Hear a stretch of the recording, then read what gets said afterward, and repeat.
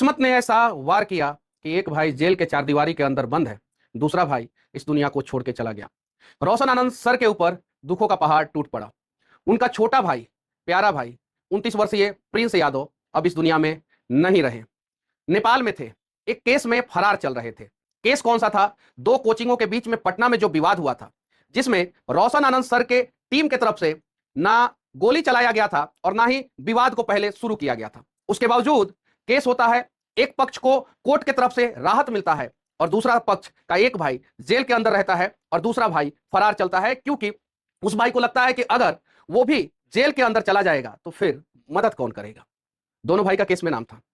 रोशन आनंद sir अभी jail में है। नेपाल में संदिग्ध परिस्थिति में मौत हुई है। अभी पोस्टमार्टम का रिपोर्ट नहीं आया है और पुलिस वहां की जांच कर रही है।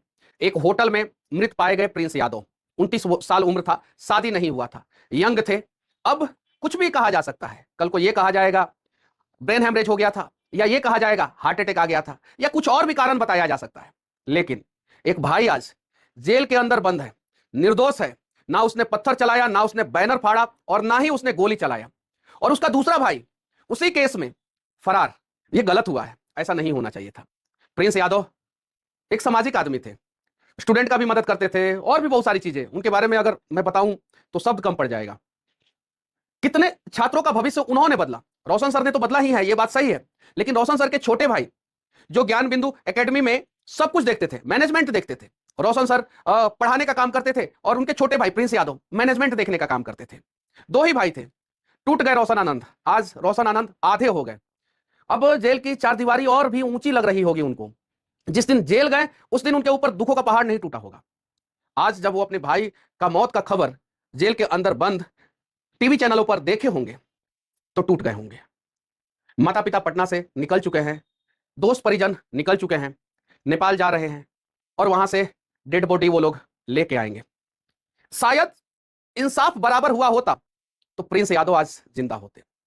शायद बिहार के लोग सत्य का साथ दिए होते तो प्रिंस यादव आज जिंदा होते। कमेंट बॉक्स आज भी मेरा खुला है, गाली दे सकते हैं आप लोग, लेकिन मैं हमेशा सत्य के साथ खड़ा हुआ हूं। मैं हमेशा कमजोरों के साथ खड़ा हुआ हूं और इस लड़ाई में भी मैंने एक निर्दोष का साथ दिया, एक कमजोर व्यक्ति का साथ दिया, एक कमजोर शिक्षक का साथ दिया। आप सभी साथ दिए होते तो शायद कहानी कुछ और होती और 29 साल का प्रिंस यादव जो ज्ञान बिंदु एकेडमी में मैनेजमेंट देखने का काम करते थे, रोशन आनंद सर के लक्ष्मण भाई थे। रोशन आनंद सर सिर्फ दो ही भाई, एक भाई अब इस दुनिया में नहीं रहा और एक भाई इस दुनिया के सबसे कठिन जगह यानी जेल में बंद है। सोचिए आप लोगों के ऊपर छोड़ के जाता हूं मैं। बस ओम शांति के अलावा कुछ नहीं कह सकते आप लोग। हालांकि इस बात पे भी बहुत सारे लोग आके कुतर्क करेंगे कि ब्रेन हेमरेज हुआ होगा, हार्ट अटैक हो गया होगा, कुछ और कारण हो गया होगा, आपसे विवाद हो गई होगी, या कोई गोली चला दिया होगा। अभी कुछ क्लियर नहीं हुआ है, कुछ भी क्लियर नहीं हुआ है। उसके बावजूद कुछ लोग अभी से ही प्रोपेगेंडा फैलाने के लिए तैयार होंगे। लेकिन यकीन मानिए, प्रिंस यादव अब इस दुनिया में नहीं रहे और उन्हें भी इंसाफ नहीं मिलेगा।